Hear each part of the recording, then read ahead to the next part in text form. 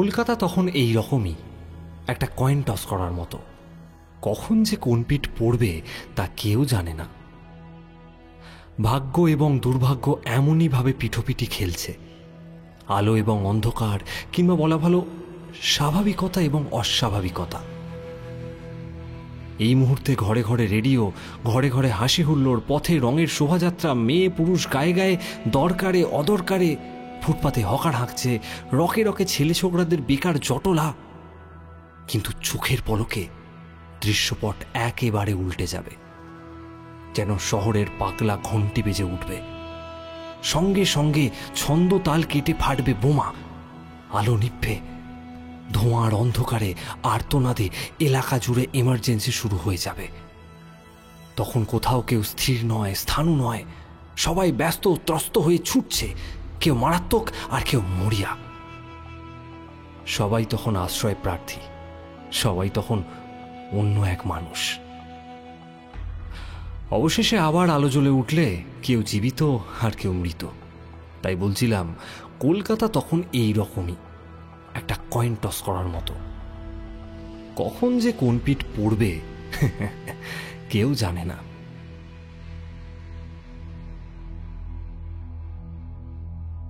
আমিও জানতাম না যখন রাখালদের বাড়ি গিয়েছিলাম। রাখালরা থাকে সিথির দিকে। তখন সবে সন্ধ্যা হয়। সময়টা পুজোর মুখ। মহালয়া পেরিয়েছে, অর্থাৎ পুজোর নোটিশ একেবারে ঘরের ভেতরে পৌঁছে গিয়েছে। ঘরে ঘরে পুজোর কেনাকাটা প্রায় শেষ। রাখালদের ওখানে সন্ধ্যাটা বেশ ভালোভাবেই কাটল। ওদের বিবাহের প্রথম বার্ষিকী ছিল আজ। ওদের বিয়েতে আমারই সই ছিল, কিন্তু সেদিনের সইকর্তা বন্ধুদের মধ্যে এখন আমি একাই কেবল বর্তমান। খগেশ কমাস আগে রাজনৈতিক গুপ্ত হত্যায় মারা গিয়েছে। হরেন বদলি হয়ে গিয়েছে বোম্বেতে। একমাত্র আমি রাখালদের বন্ধুত্বের তলানির মতো কলকাতায় পড়ে রয়েছি। সন্ধ্যাটা রাখাল রত্নার সাহচর্যে ভালোই কাটল। একে পুজো, তার উপর কলকাতা জুড়ে গোপন গৃহযুদ্ধ। তাই নিমন্ত্রিতদের মধ্যে 2-5 জন যারা এসেছিলেন, সকালবেলাতেই লৌকিকতা সেরে তারা চলে গিয়েছিলেন। বিকালবেলার অতিথি আমি মাত্র একা। আমাকে দেখে তো ওরা বেজায় খুশি। ভাবতেই পারিনি বিকেলের দিকে আমি সিথি অভিযানে বেরোব, কারণ সিথির রং এখন রীতিমতো লাল। ওঠার তাড়া ছিল না, একেবারে স্ট্রেট অফিসে চলে গেলেই হবে। আজ আবার নাইট ডিউটি। খবরের কাগজের অফিসে ছুটিটাই বিরল, বিশেষ করে খাস বার্তাজীবী যারা, তারা আবার একেবারে নিশাচর। আর আমিও পড়ি সেই নিশাচরদের দলেই। রত্নার হাতে ঠান্ডা গরম নানা রকম খাবার খেয়ে শেষ পর্যন্ত যখন বিদায় নিলাম, তখন ঘড়িতে প্রায় 8টা বাজতে চলেছে। রাখাল আমাকে বাসস্ট্যান্ড পর্যন্ত পৌঁছে দেবার জন্য তৈরি হচ্ছিল। তাকে অনেক বচন ঝেড়ে নিরস্ত করলাম। আর সত্যি এগিয়ে দেওয়ার মতো কিছু ছিল না। চারপাশ একেবারে নর্মাল। ঘরে ঘরে কলরব, রেডিওর কণ্ঠস্বর, আলো, পথে লোকজন, গাড়ির শব্দ। তাই আমি একাই বেরিয়ে পড়লাম। ওদের 3 তলার ফ্ল্যাট থেকে পথে নামলাম। একটা পাক ঘুরলেই কিছু দূরে চৌমাথা। রাস্তাটা সোজা হলে ফ্ল্যাট বাড়ির দোরগোড়া থেকেই দেখতে পাওয়া যেত। কিন্তু বড় জোর গজ 10 এগিয়েছি, অমনি প্রথম বোমাটা ফাটল। তারপর সামনে বাঁকের ওদিকে একটা হল্লা উঠল। এই আকস্মিকতায় হকচকিয়ে আমি দাঁড়িয়ে পড়েছিলাম। এমন সময় বিভিন্ন দূরত্ব থেকে দ্রুত লয়ে অনেকগুলো বিস্ফোরণের শব্দ এলো। আওয়াজের গুরুত্বে আমি প্রায় বধির হবার দশা। মাটি কেঁপে উঠল, আশপাশের একতলার কাঁচের সার্সিগুলো ঝনঝন করে বেজে উঠল। আলো নিভিয়ে দরজা জানলা রাতের সন্ত্রস্ত পায়রার মতো পাখা ঝটপটিয়ে নিজেদের গুটিয়ে নিল অন্ধকারের মধ্যে। সঙ্গে সঙ্গে পাড়া একেবারে নিশুতি। শুধু নিশুতি নয়, যেন তার নিঃশ্বাসও বন্ধ। আলকাতরা কালো অন্ধকারের মধ্যে বেকায়দায় দাঁড়িয়ে কি করব ভাবছি, এমন সময় কিছু লোক সামনের দিক থেকে হুড়মুড়িয়ে ছুটে আসছে টের পেলাম। সেই সঙ্গে পিস্তল আর গান পাইপের শব্দ। আর গোটা দুই বুকে রক্ত জল করার মতো আর্তনাদ। ভাবনা চিন্তা করার সময় নেই। পৈতৃক প্রাণ হাতে করে আমিও ছুটলাম। একটা বোমা ফাটলো আমার খুব কাছেই। জন দুয়েক ছুটন্ত লোক আমার ঠিক পেছনেই নালার ধারে পড়ে গেল। স্প্লিন্টার কিংবা অ্যাসফাল্টের টুকরো আমার পায়েও এসে লাগলো, কিন্তু আমি থামলাম না, পড়েও গেলাম না। অন্ধকারের মধ্যে দিকবিদিক জ্ঞানশূন্য হয়ে রাখালের বাড়ির উদ্দেশ্যে ছুটতে লাগলাম।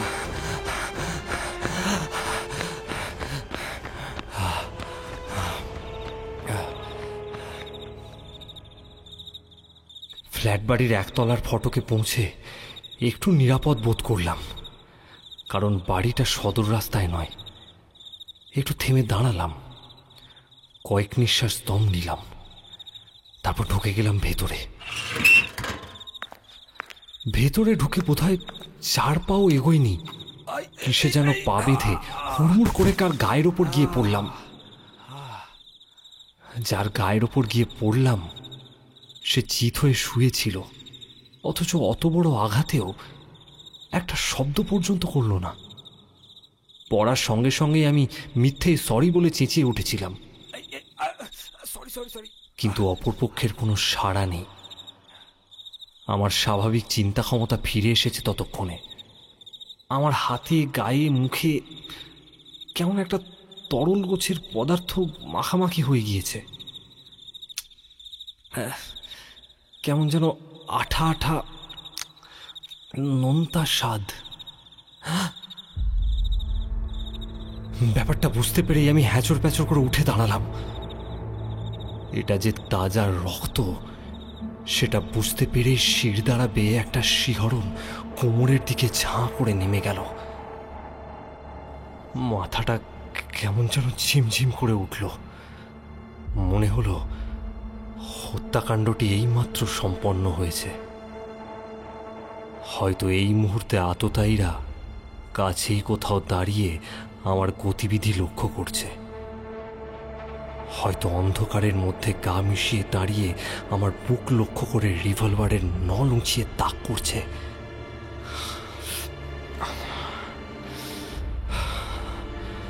কপালে ফোঁটা ফোঁটা ঘাম দেখা দিল, গলা কাঠ হয়ে গিয়েছে, মুখের ভেতরটাও শুকিয়ে আসছে আমার।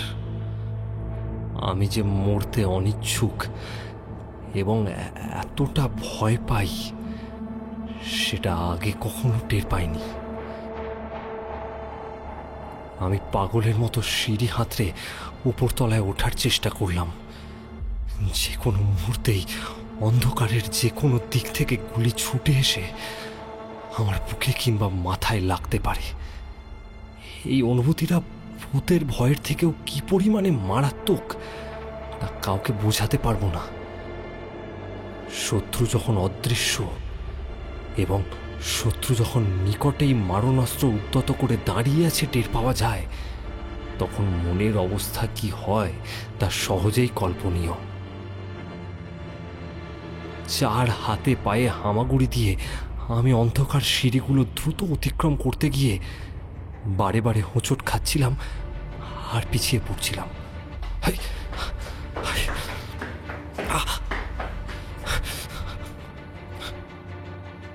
এই অবস্থায় কোনো রকমে আমি 3 তলায় পৌঁছে রাখালের ফ্ল্যাটের দরজা দেখতে পেয়ে যেন ধরে প্রাণ পেলাম। ভেতরে হুড়মুড় করে ঢুকে পড়তেই আমি কম্পিত হাতে দরজা বন্ধ করে নিরাপদ হয়ে গেছি ভাবছি, এমন সময় মুখের ওপর তীব্র এক ঝলক আলো এসে পড়ল। কেউ আমার মুখের ওপর টর্চ ফেলেছে বুঝতে পেরে হকচকিয়ে দাঁড়িয়ে পড়লাম। অমনি গম্ভীর গলায় আদেশ হলো, এই হাত দুটো মাথার উপর তোল, তোল বলছি। গলার স্বর বাজ খাই না, এ তো রাখালের শব্দ নয়। আর রাখাল এরকম তামাশাও করতে যাবে কেন? অথচ কথাটি যে বলছে সে রাখালের ফ্ল্যাটের ভেতরেই রয়েছে, আর সে আমার সঙ্গে তামাশা করছে না এটা আমি ভালো করেই বুঝতে পারছি। হাত তুলতে বিলম্ব হলে হয়তো আর একটা ওয়ার্নিং পাওয়ার আগেই একটা নিরেট গুলি এসে মাথার খুলি উড়িয়ে দেবে। টর্চের তীব্র আলো আমার গোটা মুখমণ্ডলকে স্পষ্টত টার্গেটের মধ্যেই রেখেছে। আমি চোখের নিমেষে মাথার ওপর দুটো হাত উঁচু করে ধরলাম। এমন সময় হঠাৎ ঘরের বিজলিবাতি জ্বলে উঠতেই আমার ধাঁধা কেটে গেল, কিন্তু আমি চমকে না উঠে পারলাম না। আমার থেকে হাত কয়েক তফাতে এক ভদ্রলোক বাঁ হাতে টর্চ এবং ডান হাতে রিভলভার নিয়ে দাঁড়িয়ে আছেন। কিন্তু যে ঘরে আমরা দুজনেই দাঁড়িয়ে আছি সে ঘর কোশমিন কালেও রাখালদের নয়। আলো জ্বলে উঠলে দর্শকরা যেমন থিয়েটারের নতুন সেট দেখতে পায়, আমি ঠিক সেরকমভাবেই হকচকিয়ে দাঁড়িয়ে রইলাম। আমি তো গুনে গুনে 3 তলাতেই উঠেছি এবং উঠে ঠিক বাঁ হাতের ফ্ল্যাটটাতেই ঢুকেছি। তাহলে এই অসম্ভব ঘটনা কি করে সম্ভব? আমার তখন এ কথা ঘুণাক্ষরেও মনে হয়নি যে আমি আদতে বাড়িটাই ভুল করেছি, ভুল ঠিকানায় এসে পৌঁছেছি আমি। হাউজিং এস্টেটের বাড়িগুলো সব এক ছাঁচের। আমি সম্পূর্ণ আলাদা নম্বরের বাড়িতে ঢুকে 3 তলায় উঠে এসেছি। এখানে কি মতলবে? কি এখানে কি মতলবে? আমার জামা কাপড়ের জায়গায় জায়গায় চাপ চাপ তাজা রক্ত লেগে আছে। তা কটিকে সাবার করে আসা হয়েছে কমরেড? বিশ্বাস করুন, আমি আমি একটু জল, একটু জল। নাগামি হচ্ছে, চুপ, পেছন ফিরে দাঁড়াও। আমি বিনা বাক্য ব্যয়ে পিছন ফিরে দাঁড়ালাম। মাথার উপরে হাত দুখানা যেমন তোলা ছিল তেমনই থাকলো। টের পেলাম উনি এগিয়ে এসে আমার ঠিক পিছনে দাঁড়িয়েছেন। রিভলভারের নলটি আমার ঘাড় স্পর্শ করতেই আপাতমস্তক শিউরে উঠলাম আমি। ঠান্ডা নলটা ঘাড়ের খোলা অংশে ছ্যাঁক করে ওঠার সঙ্গে সঙ্গেই ভয়ে অজানা আশঙ্কায় বুকের ভেতরটা তপ্ত তেলের কড়ায় জলের ছিটে পড়ার মতো সশব্দে শিউরে উঠল। কিন্তু না, ভদ্রলোকের তেমন মারাত্মক কোনো মতলব নেই। ঘাড়ের ওপর রিভলভারের নলটা ঠেকিয়ে রাখলেও আমাকে সম্ভবত সাবার করবার ইচ্ছা তার নেই। আমার পিছনেই ভদ্রলোক হঠাৎ হেসে উঠলেন। তাই বলুন।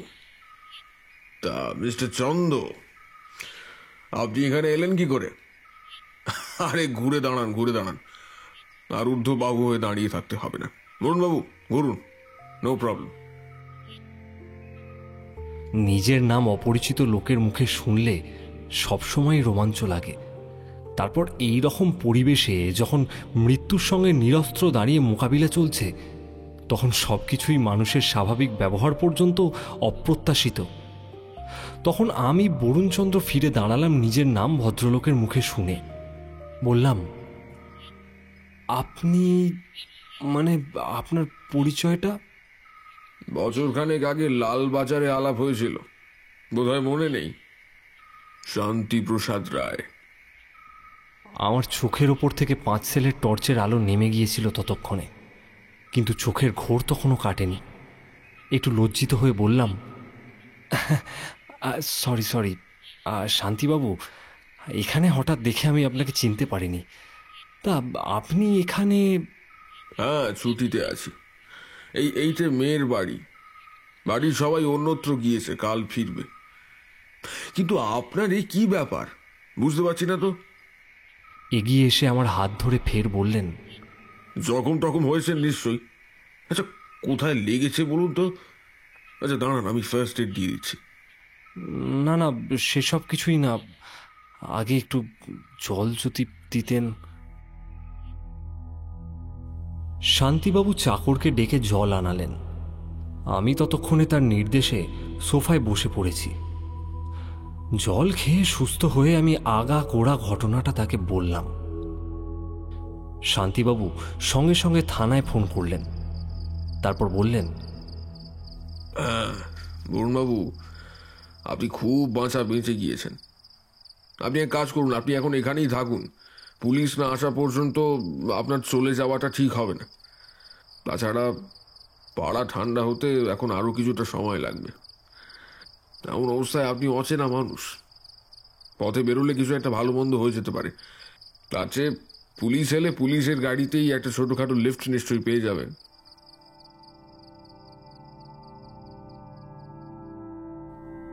মার্ডারটা যদিও রাজনৈতিক এবং আমার সম্বন্ধে শান্তিবাবু, শুধু শান্তিবাবুই কেন, সংবাদ সাহিত্যে মাত্রেরই ওয়াকিবহাল থাকার কথা। প্রথমত, আমি যে কাগজে কাজ করি সেই কাগজ কোনো রাজনৈতিক দলের নয়। দ্বিতীয়ত, সম্প্রতি আমার লেখা ভারতের রাজনৈতিক সমীক্ষার বই রাজা বদলের পালা পড়ে সাংবাদিক হিসেবে আমার রাজনৈতিক দৃষ্টিভঙ্গি ও মতবাদ অনবগত নেই কারোরই। তাই সেদিক থেকে পুলিশ নিশ্চয়ই আমাকে খুঁজবে না। কিন্তু পুলিশি তদন্তে আমি একজন উইটনেস হিসাবে জড়িয়ে থাকবই এবং আমার নৈতিক দায়িত্বের সত্য স্বীকার না করা পর্যন্ত চুকবে না। তাই শান্তিবাবুর কথায় যুক্তিযুক্ত বিবেচনা করে আমি অফিসে একটা টেলিফোন করে দিলাম। ডিটেলস জানালাম না, মার্ডারের কথাও না, শুধু কোন পাড়ায় যে গণ্ডগোলটার জন্য আটকে পড়েছি তাই জানিয়ে সময় চাইলাম, অর্থাৎ পৌঁছতে বিলম্ব হবে। নিউজ এডিটর তো লাফিয়ে উঠলেন। তিনি অবস্থাটাকে কাগজের অনুকূলে ব্যবহার করতে চাইলেন। তার নির্দেশ এলো, শোনো বরুণ, সিথির এই পাড়ার গন্ডগোলের একটা জীবন্ত কাহিনী চাই। সময় লাগুক যতটা প্রয়োজন, মাল মশলা নিয়ে চাই। আর ওখান থেকেই কাহিনী ফেঁদে নিয়ে তবেই তুমি অফিসে আসবে। তুমি একটা টেলিফোন করলেই প্রেস ভ্যান তোমাকে তুলে নিয়ে যেতে ছুটে আসবে।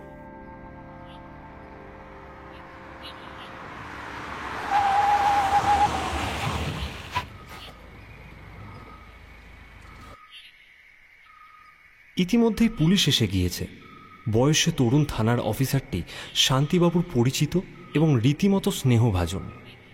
নিচে গাড়ি এসে পৌঁছতেই শান্তিবাবু নেমে গেলেন একতলায়।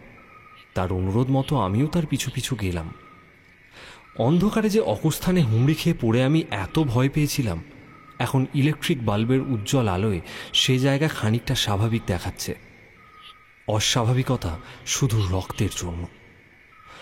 বলির জায়গা যেমন প্রচুর পরিমাণ রক্তে ভেসে যায়, তেমনি জায়গাটায় অনেকখানি রক্ত গড়িয়ে এসে চাপ বেঁধেছে। আর রক্তের জমাট বেঁধে আসা স্রোতের মধ্যে শুয়ে আছে একটা দেহ। গৌর বর্ণের সুশ্রী সুঠাম চেহারার সেই মৃত মানুষটি চিত হয়ে পড়ে আছেন, চোখ দুটো আধ খোলা। পরনে স্লেট রঙের টেরিলিন স্যুট। প্রচলিত রীতিতে দেহের অনেকগুলো জায়গায় ধারালো অস্ত্র দিয়ে আঘাত করা হয়েছে। ক্ষত স্থানগুলি রক্তে লাল হয়ে রয়েছে। এত কিছু খুঁটিয়ে দেখার আগেই শান্তিবাবু অস্ফুট ভঙ্গিতে বিস্ময় প্রকাশ করলেন। আরে, এই যে ডাক্তার কুশারি। আপনি কি একে চিনতেন স্যার? ইনি কোন ফ্ল্যাটের? হ্যাঁ, আরে ডাক্তার কুশারির সাথে আমার বেশ ভালো পরিচয়। আরে ডাক্তার কুশারির কাছেই তো আমার নাতনির অ্যাপেন্ডিসাইটিসের অপারেশন হয়েছিল। বউবাজারের কাছেই তার নার্সিং হোম রয়েছে। ভদ্রলোক নিজে ভালো সার্জন ছিলেন। অমন অকৃততার লোক আমি দেখিনি।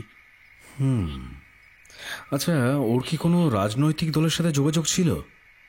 মানে আপনি কিছু জানেন এই ব্যাপারে? না, মনে হয় কোনো রাজনৈতিক দলের সঙ্গে সম্ভবত কোনো যোগাযোগ ছিল না। এ বাড়িতে একাধিক দিন নয় আমার মেয়ের ফ্ল্যাটে, নয়তো ডক্টর কুশারির ফ্ল্যাটেই আমাদের আলাপ আলোচনা হয়েছে বিভিন্ন বিষয়, বিশেষ করে সাম্প্রতিক পরিস্থিতি, তারপর এই পাড়ার অবস্থা, শিক্ষা ব্যবস্থা, দেশের ভবিষ্যৎ ইত্যাদি। এসব নিয়ে মন খুলে আলোচনা হয়েছে। বিশেষ করে ঢাকার বিক্রমপুরের মানুষ জানার পর থেকে আমরা দুজনেই যেন দুঃসম্পর্কের আত্মীয় হয়ে উঠেছিলাম। ফলে নিজের নিজের মত প্রকাশ করতে কোনো দ্বিধা সংকোচ বা আড়স্যতা কপটতা কিছুই ছিল না। এই সূত্রেই আমি জানি উনি বিশেষ কোনো রাজনৈতিক দলের অনুগামী ছিলেন না। কিন্তু এখন যে দিনকাল পড়েছে তাতে খুন হবার জন্য বিশেষ কোনো কারণ প্রমাণের প্রয়োজন হয় না। কে যে কার দৃষ্টিতে প্রতিক্রিয়াশীল পুঁজিপতি মজুদ্দার, কে যে কার অনুমানে দালাল এবং কে যে কিভাবে বুর্জোয়া, তার সঠিক হিসাব নেই। আসলে ছুরির ফলায় সব মানুষই এক মানুষ। সব মানুষকেই একা এবং অসাবধান পেলে লাশ বানানো যায়।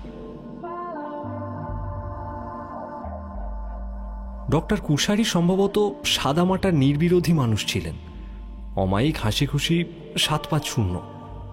অথচ তাকেই মরতে হলো নিজের ফ্ল্যাটের দরজায়। দরজা তখনও বন্ধ। বাড়ির লোকেরা বোধ করি এখনো জানেন না তাদের দরজার গোড়াতেই গৃহকর্তা খুন হয়েছেন। এত কাছ থেকেও মরবার সময় মুখে জলটুকুও পেলেন না।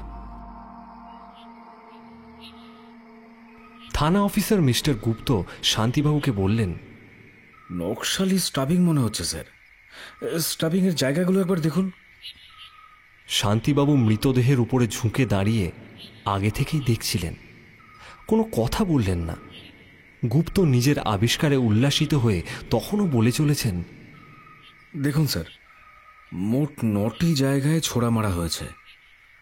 হার্টে, লিভারে, কিডনি দুটোয়, নাভি বিন্দুতে, এমনকি তলপেটের 2 জায়গায়, কুচকির কাছে 2 জায়গায়। এত ট্রেন্ড হাত, এমন অ্যানাটমি জ্ঞান অর্ডিনারি মার্ডারারের কিংবা গুন্ডা ফুন্ডার হবে না। শান্তিবাবু মুখ তুলে অন্যমনস্ক চিন্তাক্লিষ্ট চোখে কয়েক সেকেন্ড গুপ্তের মুখের দিকে তাকিয়ে থাকলেন। স্যার কিছু বলবেন? ডক্টর কুশারির ফ্ল্যাটে নক করো আর লালবাজারে একটা খবর দাও। কেসটা কিরম যেন জটিল মনে হচ্ছে। কেন স্যার, কি দেখে বুঝলেন? শান্তিবাবু কোনো জবাব না দিয়ে মৃতদেহ প্রদক্ষিণ করতে লাগলেন। আমার হঠাৎ চোখ পড়ল সিঁড়ির দিকে সাদা দেওয়ালের গায়ে একজোড়া রক্তাক্ত হাতের ছাপ স্পষ্ট হয়ে ফুটে রয়েছে। অন্ধকারে হাতের রক্ত মুছতে গিয়েছিলাম আমি, এ তারই সাক্ষ্য। মনের মধ্যে কেমন যেন শিহরণ অনুভব করলাম। হাতের ছাপের দিকে তাকিয়ে অকারণে মনে হলো একজোড়া হাত কড়া পড়ানো হাতের ছবি দেওয়ালে আঁকা রয়েছে। হায় রে, আমার নিয়তিও কি শেষ পর্যন্ত তাই? লালবাজার থেকে যদি পুলিশ কুকুর আসে, তাহলে আমার জামা কাপড়ে। এই পর্যন্ত ভেবেই চমকে তাকালাম নিজের দিকে। সঙ্গে সঙ্গেই স্বস্তির নিঃশ্বাস পড়ল। আমার পরনে আর এখন রক্তাক্ত জামা কাপড় নেই। শান্তিবাবুর সৌজন্যে নিচে নেমে আসার আগেই জামা কাপড় বদলে নিয়েছিলাম। শান্তিবাবু আমাকে জানেন, বিশ্বাস করেছেন, কিন্তু অন্য পুলিশ অফিসার কি তা করবেন?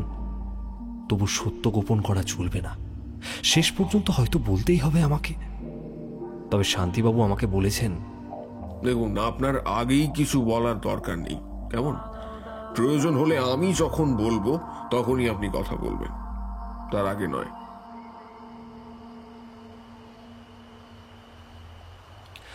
ফ্ল্যাটের দরজায় নক করে কোনো সাড়া না পেয়ে শেষ পর্যন্ত দেখা গেল দরজা বাইরে থেকে লক করা। পাশের ফ্ল্যাটের কয়েকজন বাসিন্দা বললেন, ডাক্তারবাবুর তো আত্মীয় বলতে এক অপকণ্ড ভাইপো ছাড়া আর কেউ নেই। অন্তত এই ফ্ল্যাটে আর কেউ বাস করে না। ঠিকে ঝি আর রাধুনি আসে, কাজ করে দিয়ে নিয়মমাফিক চলে যায়। বাকি সব কিছুতেই ডাক্তারবাবু ছিলেন একেবারে স্বাবলম্বী। এই ধরুন স্টোভ, কুকার, হিটার, তারপর electric kettle, hot plate, cooking utensil, যাবতীয় কিছু সব মজবুত ওর ফ্ল্যাটে। সাহেবিয়ানায় তিনি নিজের হাতেও এটা সেটা মাঝে মধ্যেই করেন। তাছাড়া খাওয়া দাওয়ার ব্যাপারে বেশ শৌখিন। আসলে 3 বছর বিলাতে ছিলেন তো, এসব তারই ফল। পাশ থেকে আরেকজন বলে উঠলেন, তবে ওই ভাইপোটিকে অপগণ্ড না বলে ভ্যাগাবন্ড বলাই ভালো। সে আবার নাকি আর্টিস্ট মানুষ। বছর 3 আর্ট কলেজে রং তুলি ঘষেছিল, তারপর সেসব ছেড়ে ছুড়ে এক আধা শখের নাটকের দল গড়েছে। প্রায় রাত করে বাড়ি ফেরে বলে ডাক্তারবাবু তার উপরে মোটেই সুপ্রসন্ন ছিলেন না। আইএসসি পাশ করে ছোকরা না করলো আর পড়াশোনা, না দেখলো চাকরি বাকরির চেষ্টা। ছ্যা ছ্যা, নিশ্চিন্ত মনে দিব্যি সব ফুর্তিতে দিন কাটিয়ে দিচ্ছে।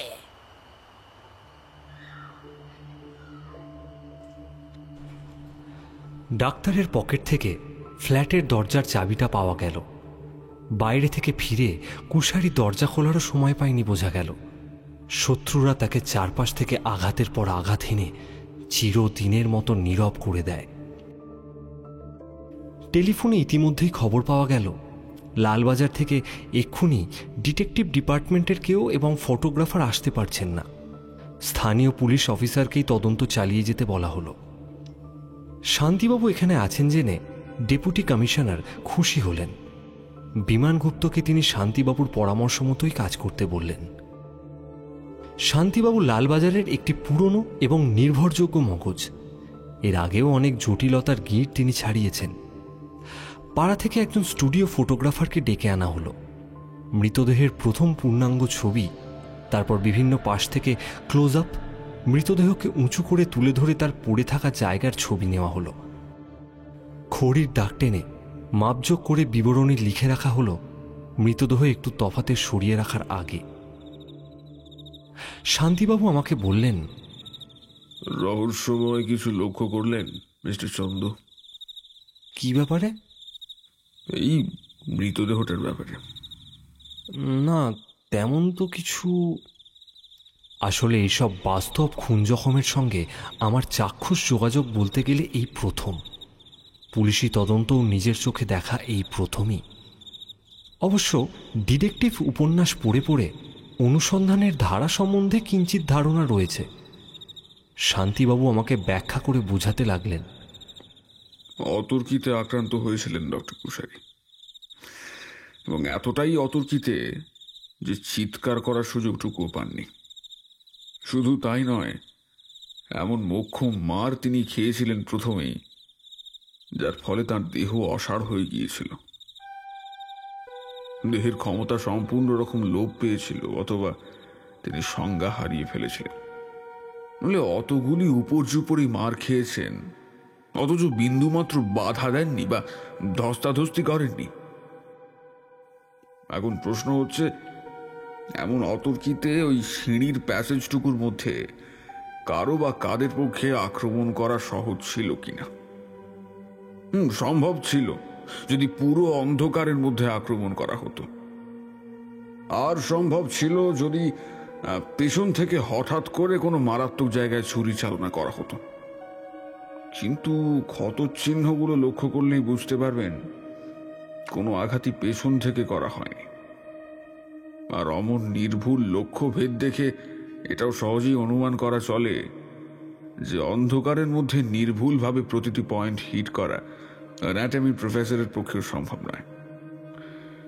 সিমেন্টের ওপর যেভাবে রক্ত গড়িয়েছে, যেভাবে জমাট বেঁধেছে, সেইটা লক্ষ্য করলে মিস্টার চন্দ আপনিও বলে দিতে পারতেন যে শায়িত অবস্থায় ছাড়া দাঁড়ানো বা বসা বা কোনো অবস্থাতেই মৃতের শরীরে স্ট্যাবিং করা হয়নি। হলে ফিনকি দিয়ে রক্ত ছড়াতো, রক্ত ছেটকানোর দাগ থাকতো, কিন্তু তার বদলে সমস্ত রক্তই শুধু গড়িয়ে গিয়েছে।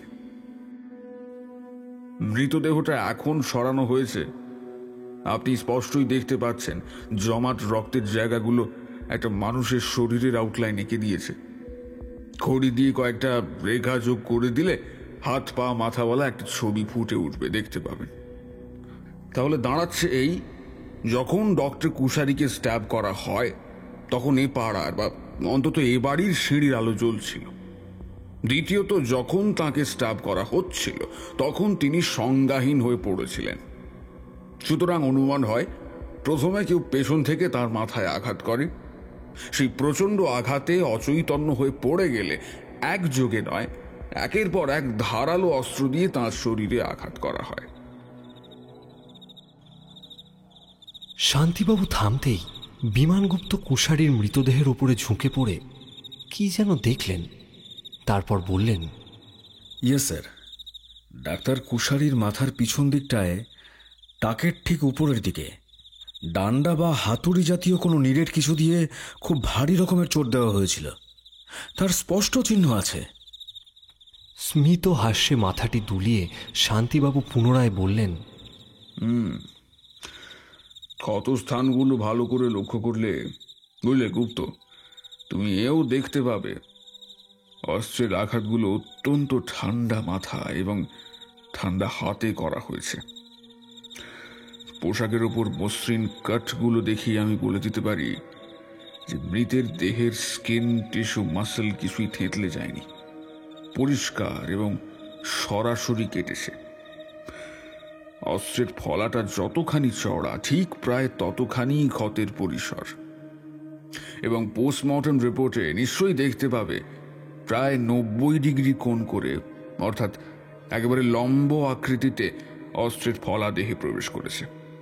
ওই হাতুড়ি ঠুকে শটাং সোজা যেমন পেরেক বসানো হয়, তেমনি হাতের চাপে অস্ত্রটাকে দেহের মধ্যে প্রত্যেকবার প্রবেশ করানো হয়েছে, এবং সম্ভবত এক হাতেই প্রত্যেকটি ক্ষতচ্ছিদ্রের সৃষ্টি হয়েছিল। আগেই বলেছি, যে বা যারা হত্যা করেছে মানুষের শরীর সম্বন্ধে নির্ভুল জ্ঞান আছে তাদের, কিন্তু তা থাকলেও এতবার অস্ত্রাঘাত করার অর্থ কি? যে হার্ট পাংচার করেছে বলে জানে, অধিকন্তু লিভার ফুঁড়েছে, তার পক্ষে অন্যত্র অস্ত্রাঘাতের বাহুল্য নিষ্প্রয়োজন। যে যাই হোক, এর কারণ সম্পর্কে এখন কিছুই বলতে চাই না, সেটা তদন্ত সাপেক্ষ। তবে 9টি হিটিং পয়েন্ট আমি বিশেষ করে লক্ষ্য করতে বলবো।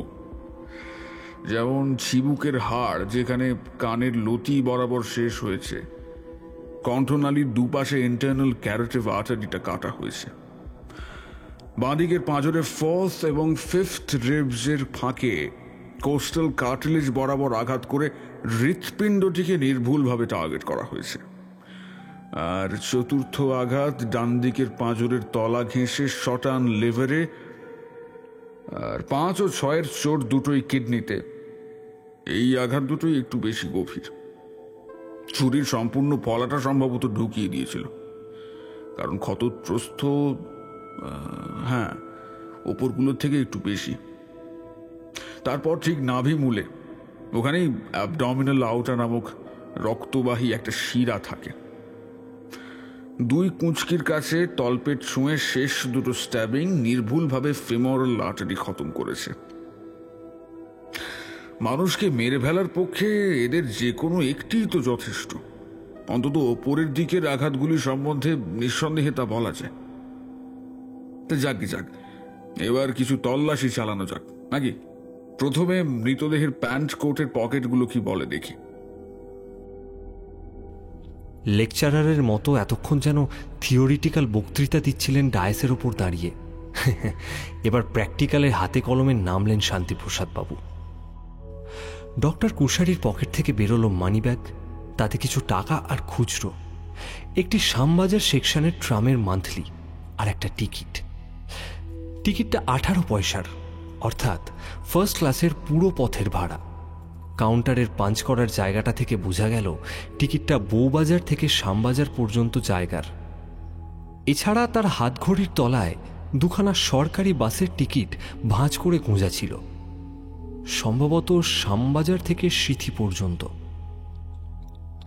শান্তিবাবু ভ্রু কুঞ্চিত করে আমাদের দিকে তাকালেন, নিজের নোটবুকে টিকিট 3খানার নম্বর লিখে নিলেন তিনি। তারপর একজন এএসআইকে ডেকে টিকিট 3খানা দিলেন, বললেন, এগুলো ধরো, ট্রাম ও বাস ডিপোয় ফোন করো, শ্যামবাজার ট্রাম ডিপো আর ডানলপ বাস ডিপো। এই টিকিটগুলো আজকের কিনা জেনে নাও। এএসআই একটা দার্শনিক স্যালুট দিয়ে পাশের ফ্ল্যাটে ফোন করতে ছুটল। শান্তিবাবু আবার কুশারির দেহ নিয়ে পড়লেন। হাত ঘড়িটার দিকে তাকালেন, ঘড়ি বন্ধ হয়ে রয়েছে। ঘড়িতে 8টা বাজতে 10 মিনিট বেজে রয়েছে। কাঁচটা একপাশে ফাটা। শান্তিবাবুর মুখে মৃদু হাসি ফুটে উঠল ঠিকই, কিন্তু কিছু বললেন না। টেরিলিন কোটের বুক পকেটে একটা সাদা দামি টেরিলিন রুমাল কাগজের ফুলের মতো কৌশলে ভাঁজ করে রাখা ছিল। সেটা সাবধানে বের করে নাকের কাছে আগে ধরলেন, তারপর ধীরে ধীরে ভাঁজ খুললেন। বুক পকেটে গুঁজে রাখা শৌখিন রুমালের মধ্যে কিছু থাকবার তো কথা নয়, অন্তত আমার তাই মনে হয়েছিল। কিন্তু কার্যত কিছুই যে বেরোলো না তা নয়। অতি ক্ষুদ্র, প্রায় চোখে না পড়বার মতো একটা রঙিন চাকতি সাদা রুমালের মধ্যে রয়েছে দেখা গেল। ভ্রুকুঁচকে জিনিসটা উল্টে পাল্টে দেখলেন শান্তিবাবু। তারপর আমার আর বিমানগুপ্তের দিকে হাত বাড়িয়ে ধরে জিজ্ঞাসা করলেন, দেখুন তো, বস্তুটি কি বলে মনে হয়?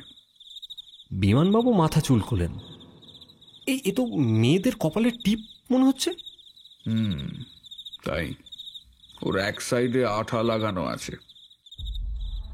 আমরা দুজনেই বিস্মিত এবং জিজ্ঞাসু চোখে শান্তিবাবুর মুখের দিকে তাকালাম, কিন্তু তিনি আমাদের এই চাউনির কোনো গুরুত্ব দিলেন না। ডক্টর কুশারির পকেট থেকে আগেই যে চাবির রিংটা পাওয়া গিয়েছিল সেটা দিয়ে ফ্ল্যাটের দরজার লক খুললেন। ফ্ল্যাটের ভেতরটা পুরো অন্ধকার হয়ে রয়েছে। টর্চের আলোয় সুইচ বোর্ড দেখে আলো জ্বালালেন শান্তিবাবু। তারপর আমাদের দুজনকে বললেন, আপনারা ভেতরে আসুন, কিন্তু কোনো জিনিস যেন ছোবেন না, কেমন? একটা পিঁপড়েও পা দিয়ে মারিয়ে না ফেলেন এমন সাবধানে চলাফেরা করবেন। কে জানে হত্যা সম্পর্কে এই ফ্ল্যাটটারও কিছু বলার আছে কিনা। আমরা শান্তিবাবুর উপদেশ অক্ষরে অক্ষরে পালন করে চললাম। তিনি ভেতর থেকে দরজাটা বন্ধ করে দিলেন। প্যাসেজ পার হয়েই আমরা প্রথমে বসার ঘরে এসে দাঁড়ালাম। মাঝারি আকারের এই ঘরখানায় একটা সুদৃশ্য সোফা সেট, একটা ভরা বুক সেট, একটা কাঁচের আলমারি আর এক কোণে টেবিলের উপরে রাখা টেলিফোন ছাড়া আর বিশেষ দ্রব্য কিছুই ছিল না। শান্তিবাবু ঘরের মাঝখানে দাঁড়িয়ে শিকারের গন্ধ পাওয়া হুলো বেড়ালের মতন যেন প্রথমে বাতাস শুঁকলেন, তারপর ঘরের চারপাশে তার চোখের সার্চলাইট ঘোরালেন। আমার নিজের অস্বাভাবিক কিছুই নজরে পড়ল না। যে জিনিস যেখানে থাকা উচিত তাই আছে, কিছুই এলোমেলো নয়। শান্তিবাবু সোফা সেটের মাঝখানে রাখা সেন্টার টেবিলটার সামনে গিয়ে দাঁড়ালেন। টেবিলটার ওপরে একটা সুদৃশ্য জাপানি সিল্কের ঢাকা, তার উপরে খান 2 চিঠি, একখানা খাম আর অন্যটা ইংল্যান্ড, দুটোরই মুখ ছেঁড়া। একটা অ্যাস্ট্রে দিয়ে চাপা দেওয়া রয়েছে সেগুলো। অ্যাস্ট্রের মধ্যে একটু জল, তাতে একখানা সিগারেট আধখানা, একটা কাঠি আর ছেঁড়া খামের সরু কাগজের ফালিটা দেখা যাচ্ছে। তীক্ষ্ণ চোখে সেদিকে একবার তাকিয়ে অ্যাস্ট্রের তলা থেকে চিঠি দুখানা তুলে ঠিকানাটা পড়লেন, স্ট্যাম্প এবং শিলমোহর লক্ষ্য করলেন। খামের 15 পয়সার টিকিটটা আধখানা লাগানো, বাকি 5 পয়সার টিকিটের জায়গাটা ফাঁকা। পোস্টমার্কের ভগ্নচিহ্ন দেখলে বোঝা যায় লাগানো হয়েছিল, কিন্তু টিকিটটা খুলে পড়ে গেছে। পায়ের তলার সুদৃশ্য কার্পেটের ওপর তাকালেন শান্তিবাবু। বোধহয় খসে পড়া টিকিটটাই খুঁজলেন। আমিও তাকালাম, কিন্তু পেলাম না। অবশ্য টিকিটটা যে এখানেই পড়েছে তারও তো কোনো মানে নেই, পোস্ট অফিসেও খুলে পড়ে গিয়ে থাকতে পারে। টিকিটের বদলে হঠাৎ আমি সাদা একটা জিনিস পড়ে থাকতে দেখলাম। শান্তিবাবু, এইটা একটু দেখুন তো। শান্তিবাবুকে দেখাতেই তিনি কুড়িয়ে নিলেন। ওনার হাতে জিনিসটা বুঝতে পারলাম, শাঁখের আংটির একটা টুকরো। সযত্নে সেটা পকেটে রেখে দিয়ে শান্তিবাবু বললেন, থ্যাংক ইউ মিস্টার চন্দ। হত্যাকাণ্ডের তদন্তের সময় অতি তুচ্ছ বস্তু, এমনকি একটা চুল কিংবা একটুখানি ধুলোরও যে গুরুত্ব রয়েছে তা শার্লক হোমস প্রমুখ ছাপাখানার গোয়েন্দারা প্রমাণ করেছেন। কিন্তু আমার দেখতে পাওয়া শাঁখের আংটির টুকরোটার যে কি মূল্য রয়েছে তা আমার বোধগম্য হল না। শান্তিবাবু নিচু হয়ে সেন্টার টেবিলের র্যাক থেকে আধখানা ভাঁজ করা খবরের কাগজ টেনে বের করলেন। কাগজখানা চোখের সামনে মেলে ধরলেন। কে কিছু মন্তব্য করুন মিস্টার চন্দ। কাগজখানা তো আজকের আনন্দবাজার পত্রিকা। কাগজখানার উপরে চায়ের কাপের দাগ লেগে রয়েছে তো। মনে হয় এই কাগজ টেবিলে বিছিয়ে ডক্টর কুশারি কিংবা তার ভাইপো চা খেয়েছিলেন, তাই তো? তারপর ভাঁজ করে সেন্টার টেবিলের তলায় র্যাকের উপর সরিয়ে রেখেছিলেন। বাহ, এই তো সেন্টার টেবিলের তলায় একবার তাকিয়ে দেখুন তো, তা কিছু বলতে পারেন কিনা। সেন্টার টেবিলের তলায় একটা ইলাস্ট্রেটেড উইকলি, আর তার তলায় আরও বেশ কয়েকদিনের খবরের কাগজের জমাট রয়েছে। কাগজগুলোয় হাত দিয়ে উল্টে চকিতে একটা কথা আমার মাথায় এলো। শান্তিবাবু, উনি কি ইংরেজি বাংলা দু রকমের কাগজই রাখতেন? দেখুন, এইখানা ছাড়া আর কিন্তু সবই ইংরেজি কাগজ, স্টেটসম্যান পত্রিকা। That's the point. উনি খুব সম্ভবত ইংরেজি খবরের কাগজই রাখতেন। আনন্দবাজারখানা বাইরের আমদানি। বিমান, তুমি ভাড়ার ঘরখানা একটু দেখে এসো তো, সেখানে পুরনো বইপত্র আর খবরের কাগজ আছে কিনা। যে বাড়িতে মহিলা নেই সে বাড়িতে মাস কাবারের খবরের কাগজ বেচে দেওয়ার রীতিও নেই। দেখো, সম্ভবত আছে। ডাইনিং স্পেসের পাশে রান্না এবং ভাঁড়ার পাশাপাশি আলো জেলে বিমানগুপ্ত সেদিকে গিয়েই একটু পরে হাতের ধুলো ঝাড়তে ঝাড়তে বেরিয়ে এলেন। এই তো বিমান, দেখলে? হ্যাঁ স্যার, আপনার কথাই ঠিক। কোনো বাংলা কাগজ এ বাড়িতে নেই। থাকার মধ্যে ভাঁড়ারের তাকের এক কোণে ইলাস্ট্রেটেড উইকলি আর নানা রকমের মেডিকেল জার্নাল কয়েক থাক সাজানো রয়েছে। সেই সঙ্গে বোধহয় কয়েক মাসের স্টেটসম্যানের স্তূপ। Very good. এইবার তাহলে এই বাংলা কাগজটা সম্পর্কে বিস্তারিত কিছু বলি। হ্যাঁ, বলুন। কাগজটা কোনো অফিস কিংবা ডাক্তারের চেম্বার থেকে এখানে এসেছে। সম্ভবত বিকেলে এসেছে। এই কাগজের উপর যে চা পান করা হয়েছে তা প্রভাতী চা নয়, বিকেল বেলায় এই চা হয়েছে। চায়ের কাপের এবং ডিশের স্পষ্ট এবং অস্পষ্ট দুই ছাপই রয়েছে। ছাপ দুটো বেশ খানিকটা তফাতে। এ থেকে বোঝা যায় 2 কাপ চা এসেছিল টেবিলে, এবং যে কারণেই হোক 1 কাপ চা কিছু সময়ের জন্য ডিশ দিয়ে ঢেকে রাখা হয়েছিল, যাতে ঠান্ডা হয়ে না যায়। কিংবা আসলে পুজোর এই মুখোমুখি দেওয়ালি পোকার বড় উৎপাত। পাছে যার চা তার অনুপস্থিতিতে কাপে পোকা পড়ে। চা চলকে পড়া ডিশের ওপর থেকে কাপটাকে কাগজের উপর নামানো হয়েছিল বলে সে ছাপটা অস্পষ্ট, এবং কাপের তলার রিংয়ের ছাপ তাই আকারে ছোট। অপর ডিশের সামান্য চা লেগেছিল তলায়, তাই বড় বৃত্ত এবং ছাপটা অস্পষ্ট। কাগজ বিছিয়ে দিলে স্পষ্টই বোঝা যাবে লোক দুটো সেন্টার টেবিলে মুখোমুখি বসেছিলেন, অর্থাৎ একজন বড় লম্বা আসনটায় আর অন্যজন সিঙ্গেল সিটে। কিন্তু কিন্তু কথা থামিয়ে শান্তিবাবু ঘরের চারপাশটা ঘুরে তাকিয়ে কি যেন খুঁজলেন। তারপর টেবিলের ওপরে রাখা টেলিফোনটার দিকে এগিয়ে গেলেন,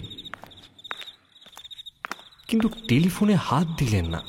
এমনকি সেদিকে না তাকিয়ে দেওয়ালের গায়ে একদৃষ্টিতে তাকিয়ে আছেন দেখে আমরাও সেদিকে এগিয়ে গেলাম। দেওয়াল ঘেঁষে যেখানটায় টেলিফোনটা রাখা ছিল সেখানে ফুট 4 উঁচুতে দেওয়ালের নীলাভ ডিস্টেম্পার কে যেন আঁচড়ে তুলে নিয়েছে। আঁচড়ের দাগটা স্পষ্ট এবং গভীর। আঁচড়ের ব্যাপারটা নিয়ে যে শান্তিবাবু ভাবিত হয়েছেন আমরা বুঝতে পারলাম। একটু পরেই হঠাৎ রুমাল দিয়ে ধরে টেলিফোনটা তুলে নিলেন স্ট্যান্ড থেকে। তারপর সেটা ঘুরিয়ে ফিরিয়ে একটু দেখে আবার রেখে দিতে দিতে শুধু বললেন, আই সি। ঘর থেকে বেরিয়ে ফ্ল্যাটের দরজা খুলে বাইরে চলে গেলেন হঠাৎ। কৌতূহলবশত আমরাও বাইরে এসে দাঁড়ালাম। বাইরে তখন আশপাশের ফ্ল্যাটের জনা কয়েক এসে দাঁড়িয়েছেন। কনস্টেবলরা ভিড় ঠেকাতে ব্যস্ত। সিঁড়ির ছেলে মেয়েদের দঙ্গল একবার উঁকি মেরেই পালিয়ে যাচ্ছে। সিঁড়ির একপাশে প্যাসেজের উপর ডক্টর কুশারির মৃতদেহটা সাদা চাদর টেনে ঢেকে রাখা হয়েছে। শান্তিবাবু এগিয়ে গিয়ে চাদরটা তুলে কুশারির বাঁ হাতের কবজিটা তুলে ধরে ঘুরিয়ে ফিরিয়ে দেখলেন। আমার দৃষ্টিও ততক্ষণে খুলে গিয়েছে। দেখলাম বাঁ হাতের তালুর পিছনে, মানে কোড়ে আঙুলের তলায় নীলচে রং লেগে রয়েছে। ঘড়ির দেওয়ালের কাঁচের কিনারেও ময়লার আকারের সামান্য রং। দেওয়ালের ডিস্টেম্পার, তাতে কোনো সন্দেহ নেই। তারপর মৃতদেহের দুপায়ের জুতো এবং মোজা খুলে কি যেন দেখলেন, ফটোগ্রাফারকে কানে কানে কি বললেন। তারপরে আবার ফ্ল্যাটের সেই বসবার ঘরে ফিরে এলেন। এসে ঘরের চারপাশটায় ঘুরপাক খেলেন বারতুই। তারপর দেওয়াল আলমারির সামনে গিয়ে দাঁড়িয়ে পড়লেন। একেবারে নিচের তাকটায় কি যেন চোখে পড়তেই তাড়াতাড়ি আলমারির পাল্লা খুলে ফেললেন শান্তিবাবু। রুমাল দিয়ে সাবধানে মাঝ বরাবর ধরে একটা রুল কাঠ তুলে নিয়ে আমাদের দেখালেন। কি এটা? খাতায় মার্জিন টানার রুল কাঠ তো মনে হচ্ছে। স্টেনলেস স্টিলের রুল, সলিড ব্যাপার।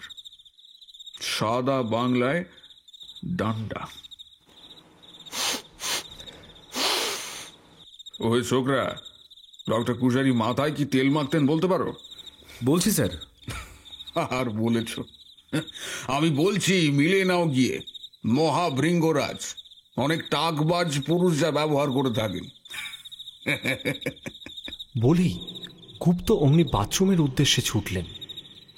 বাথরুম থেকে ছুটতে ছুটতে ফিরে এসে বিমানগুপ্ত বললেন, হ্যাঁ স্যার, দুরকম তেলের শিশি দেখলাম বাথরুমে, একটা নারকেল তেল আর মহাভৃঙ্গরাজ। ওকে, দেখো এই ডান্ডাটা দেখতে পাচ্ছ? এইটা দিয়েই ডক্টর কুশারির মাথায় প্রথম আঘাত করা হয়। তারপর তিনি অজ্ঞান হয়ে গেলে, বাই দ্য ওয়ে, একটা কথা বলতে ভুলে গিয়েছি, ডক্টর কুশারিকে ঘরের মধ্যে প্রথম আক্রমণ করা হয়। তারপর বাইরে টেনে নিয়ে গিয়ে স্ট্যাব করা হয়। 8:10 নাগাদ প্রথম ওর মাথায় আঘাত করা হয়। তারপর বাইরে টেনে নিয়ে গিয়ে 9 জায়গায় ছুরি দিয়ে আঘাত করতে ওই খুব বেশি হলে 2 মিনিট সময় লেগেছে। তার মানে তখনও পাড়ার আলোগুলো জ্বলছিল। হত্যাকারী অথবা হত্যাকারীরা ফ্ল্যাটের মধ্যে কিছু টুকিটাকি কাজ সেরেছে এবং তারপর চাবি দিয়ে সরে পড়েছে নিজের আস্তানায়। Make sense?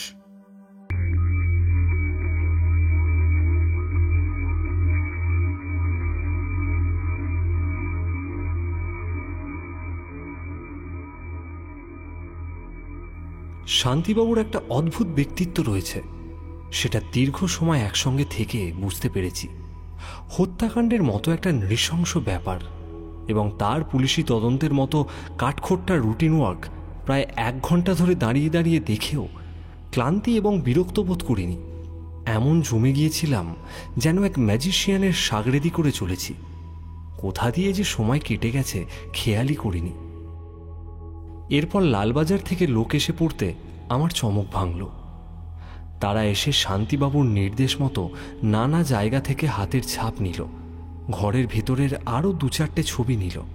তারপর ডেড বডি পুলিশ হাসপাতালে চালান করে দেবার জন্য ব্যবস্থা করে দিল। বিমানগুপ্ত তার খাতা খুলে রিপোর্ট লিখলেন, আমার জবানবন্দিও তাতে থাকল। অবশ্য শান্তিবাবু আমার কাহিনী বলায় কিছুটা সাহায্য করলেন। আমি অফিসে ইতিমধ্যেই আর একটা টেলিফোন করে দিয়েছিলাম থানায় গাড়ি পাঠানোর জন্য। শান্তিবাবুর কাছ থেকে বিদায় নিয়ে বিমানগুপ্তের সঙ্গে পুলিশি জিপে উঠবার আগে আমি শান্তিবাবুকে আরও গোটা 2 প্রশ্ন করলাম।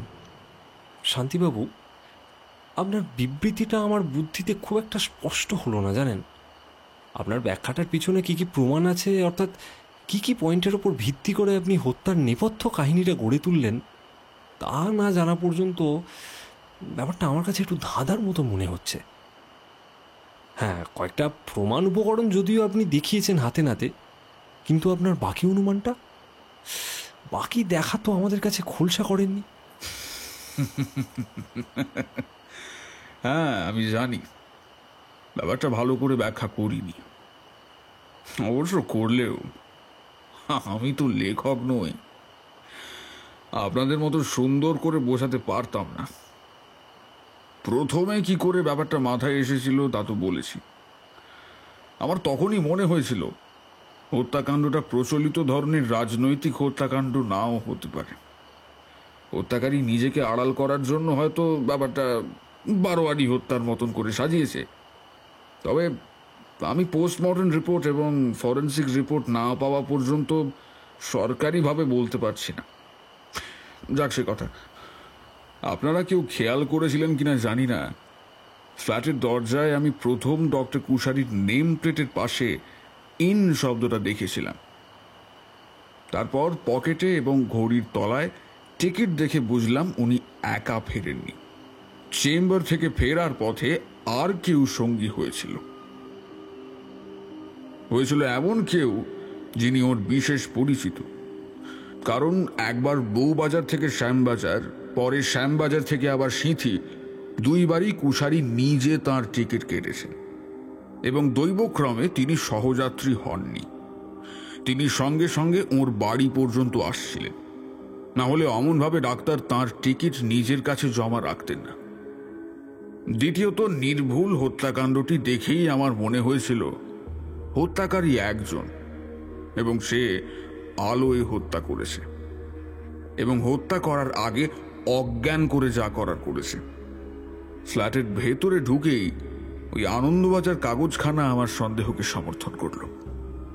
দুটি মানুষের চা পানের চিহ্ন তো মিলল, অ্যাশট্রেতে সিগারেটের একটা টুকরো এবং তার তলায় খামের ছেঁড়া কাগজের ফালিটুকু।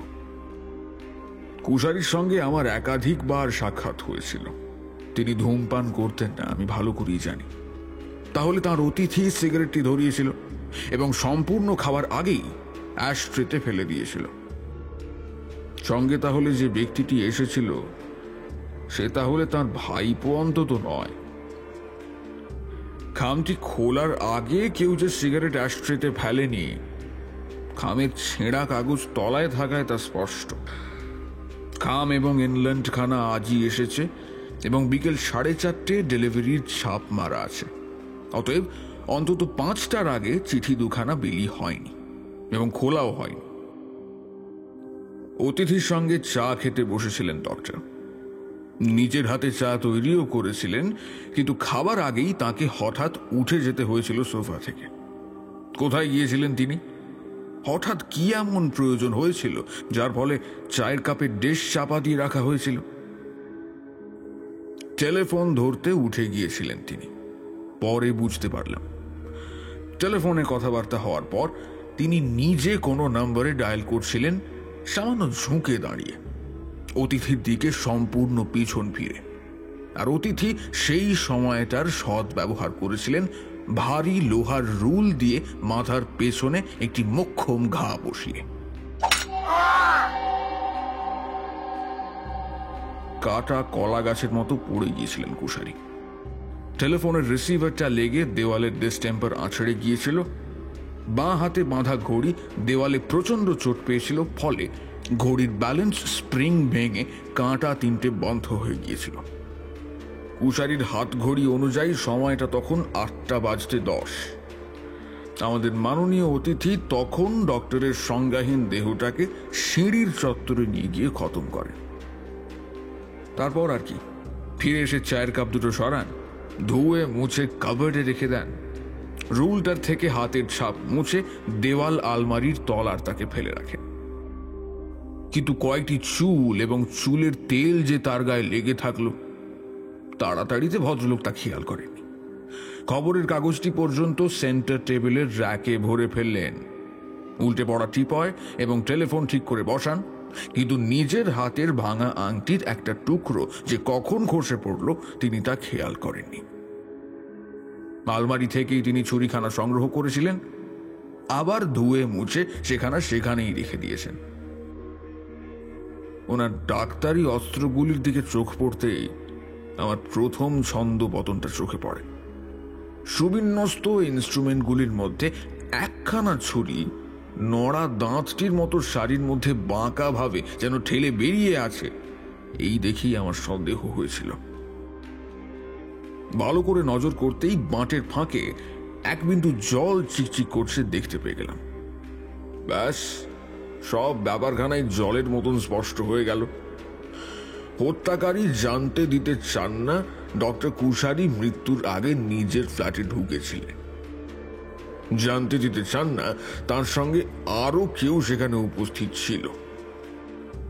কিন্তু অতি সাবধানী ও ব্যস্ততার মুহূর্তে কিছু না কিছু ভুল করেই থাকে। এই ভুল আকারে ছোট হলেও প্রকারে মারাত্মক।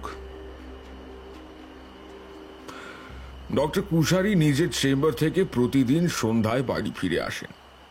তেমনি আজও ফিরে এসেছিলেন। এসে ফ্ল্যাটের দরজা পর্যন্ত পৌঁছেছিলেন। হত্যাকারীর প্রমাণ করার বিষয় ছিল এইটুকুই, নিজের ফ্ল্যাটের দরজার বাইরে কয়েকজন গুপ্ত ঘাতকের হাতে নির্মমভাবে নিহত হয়েছেন অন্তত অস্ত্রাঘাত দেখে তাই প্রমাণিত হবে। কিন্তু হত্যাকারী দুটো মারাত্মক ভুল করলেন এইখানে। এক, শেষ বিকেলের ডাকে আসা চিঠি দুটো সরিয়ে ফেলার কথা একেবারেই ভাবতে পারলেন না। আর 2 নম্বর, ডক্টর কুশারির পায়ে ভুল জুতো পরালেন। ভুল জুতো? হ্যাঁ, ভুল জুতো এবং মোজা। সেই কারণেই প্রথম মৃতদেহটা দেখতে গিয়েই আমি চমকে উঠেছিলাম। ডাক্তারের পায়ে 2 রকমের শু দেখতে হুবহু এক, কিন্তু একটি চামড়ার সোল আর অন্যটি রাবারের। মোজাও কালো, কিন্তু নকশা আলাদা। একজন ডাক্তার এতখানি কালার ব্লাইন্ড নিশ্চয়ই হবেন না, বিশেষ করে এক একটা জুতোর কমফর্ট অ্যাকোমোডেশন এক এক রকমের। ব্যবহারের জুতো চোখ বুঝেও পায়ে গলিয়ে বুঝতে পারা যায়। তখনই আমার মনে খটকাটা লাগে। তারপর ফ্ল্যাটে ঢুকে, তোমরা লক্ষ্য করেছিলে কিনা জানি না, আমি ওর জুতোর শেলফের কাছে গিয়ে একটু দাঁড়িয়েছিলাম। জুতোর শেলফে জুতো রাখার বদলে মাটিতে অনেক জোড়া নানান আকৃতির নানান রঙের জুতো এলোমেলো করে রাখা আছে। বুঝলাম উনি ছিলেন সেই ধরনের মানুষ যারা ইচ্ছার বিরুদ্ধে অনেকক্ষণ জুতো পরে থাকতে বাধ্য হন। ওই জুতো অসহিষ্ণু আর কি। ওর অনেক জোড়া জুতো ওর জুতোর শখ বা শৌখিনতা প্রকাশ করছে না। উনি কিন্তু জুতো বিলাসী ছিলেন না। আসলে জুতো পাল্টে পাল্টে উনি মুখ বদলানোর মতোই পায়ের স্বাদ বদলাতেন। ঘরে এসেই তার সর্বপ্রথমের কাজ ছিল পা থেকে জুতো খুলে ছুঁড়ে ফেলে দেওয়া। তাই এ ধরনের মানুষ আপনারা কখনো না কখনো প্রত্যক্ষ করেছেন, যারা সব ব্যাপারে বেজায় গোছালো একমাত্র জুতোর ব্যাপারে ছাড়া। তাই হত্যাকারী পাশাপাশি পড়ে থাকা 2 জোড়া কালো রঙের শু সংগ্রহ করে এনে কুশারির পায়ে গলিয়ে দিলেন, কিন্তু দুটো পাটি যাচিয়ে দেখলেন না। অ্যাক্সিডেন্ট ব্যাপারটা হয়তো কাকতালীয়, কিন্তু ভাগ্য যখন বিরূপ হয় তখন সব বিপক্ষে যায়। সুতোর জট তখন ফাঁসের রূপ নেয়। এই জুতো বদলেরই তলায় আরো একটি মোক্ষম সূত্র সেঁটে গেল। কুশারির পায়ের তলায় ছোট্ট একটুখানি ছাপা কাগজ কখন যেন লেপটে গিয়েছিল। সম্ভবত বাথরুম থেকে ভিজে পায়ে বসবার ঘরের দিকে ফিরে আসবার সময় ওই খসে পড়া 5 পয়সার টিকিটটার আঠালো দিকটা কুশারি মারিয়েছিলেন, ফলে পায়ে সেঁটে গিয়েছিল টিকিটটা। টিকিটের উপরে তারিখ এবং সময়ের সিল আছে। সুতরাং সব ব্যাপারগুলো কেমন যেন নাটকের মতন জমে উঠেছে। কি বুঝতেই পাচ্ছেন? বুঝলাম, কিন্তু আনন্দবাজার কাগজের যে কোন অফিসের টেবিল থেকে এনেছিল সেটা কি জানা গেল? খবরের কাগজের পৃষ্ঠার এক কোণে রাবারের স্ট্যাম্পের বেগুনি রঙের কালি লেগে আছে। ওই স্ট্যাম্প প্যাডের টিনের বাক্সটা বোধ হয় খোলা অবস্থায় ছিল, এবং তার উপরে কাগজ, এবং কাগজের উপর কোনোই কিংবা হাতের চাপ পড়েছিল। আশ্চর্য! আপনার সূক্ষ্ম দৃষ্টি রীতিমতো উপন্যাস মশাই। কিন্তু সেই সঙ্গে কি বাস্তবও নয়? 100 বার। বিমানবাবু, একটু লিফট দেবেন কি? থানা অবধি যদি আপনার সঙ্গে। 100 বার। আসুন আসুন। গুপ্ত আমার কথায় প্রতিধ্বনি করে হাসলেন। পরের দিন কাগজেই আমার নিহত একজন নাম দিয়ে ক্রমশ প্রকাশ্য রচনাটির প্রথম কিস্তি বেরিয়ে যাবার পর রীতিমতো সাড়া পড়ে গেল। নিউজ এডিটর আমাকে তার কামরায় ডেকে নিয়ে পিঠ চাপড়ে বললেন, সাপ্পাস পড়ুন, সাপ্পাস! তুমি সার্কুলেশনের চটকা ভেঙে দিয়েছো একদম। আজ কাগজ খুব টেনেছে বাজারে। আরো কয়েক হাজার বেশি ইমপ্রেশন দিলে ভালো হয়। বাই উইকলিতে তোমার স্টোরি রিপ্রিন্ট হচ্ছে, তাই পরের কিস্তির জন্য তৈরি হও। ওকে? নিউজ এডিটর ধুরন্ধর মানুষ, এর থেকে বেশি আমাকে কিছুই বললেন না। কিন্তু আমার পরিচিত 2জন অ্যাসিস্ট্যান্ট এডিটরের মুখ থেকে বিস্তৃত বিবরণ পেলাম। আজ সকাল থেকেই নাকি টেলিফোনে কোয়ারি এবং কনগ্র্যাচুলেশন শুরু হয়ে গিয়েছে।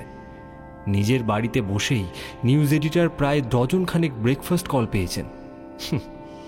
খবরের কাগজের প্রভাতী প্রতিক্রিয়াকে সব নিউজ এডিটররাই আশঙ্কা এবং আগ্রহ ভরে প্রত্যাশা করে থাকেন। সহকর্মী এবং বন্ধুরা দেখা হতেই হৈ হৈ করে তাদের আন্তরিক প্রশংসা জানালেন। এমন জ্যান্ত লেখা, এমন সাসপেন্স নাকি অনেককাল পড়েননি।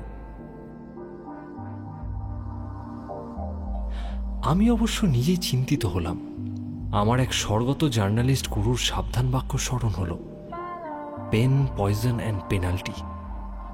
খবরের কাগজের কলমের এই দুমুখী বিপদ, স্লো পয়জনিং এবং সুইফট পয়জনিংয়ের কবলে পড়ার আশঙ্কা অনেক সুস্থ এবং সবল কলমচিরও থাকে, তেমনি উল্টো দিকেও একটু বেকায়দা হলেই হেভি পেনাল্টি। কলমের স্টিল নিব গুঁড়িয়ে যেতে বিলম্ব হয় না পরবর্তী কিস্তির জন্য। তাই আমি এবার দুশ্চিন্তিত হলাম।